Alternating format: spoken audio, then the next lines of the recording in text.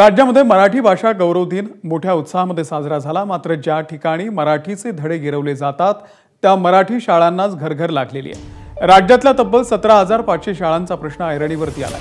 या शाळा बंद करायच्या की शाळांचं समायोजन करायचं या संदर्भात राज्य सरकारचा विचार सुरू आहे। या 17,500 शाळांमध्ये विद्यार्थ्यांची पटसंख्या 20 पेक्षा कमी आहे, त्यामुळे या शाळा चालवायच्या कशा असा प्रश्न उपस्थित झालाय।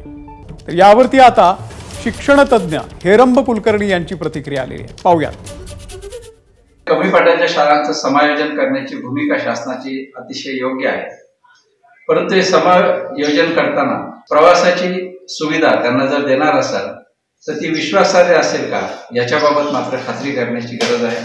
या इंग्रजी माध्यमांना आदिवासी विद्यार्थी देण्याच्या योजनेचा फेरविचार करून ती रक्कम आश्रमशाळांवर खर्च करणं, इंग्रजी माध्यमांच्या शाळांना सरसकट परवानगी न देता तशा मराठी शाळा बंद करण्याची भूमिका घेतात, तशा चांगल्या न चालणाऱ्या इंग्रजी शाळा बंद करणं अशी भूमिका जर सरकारने घेतली तरच खऱ्या अर्थाने मराठी शाळा टिकू शकतील।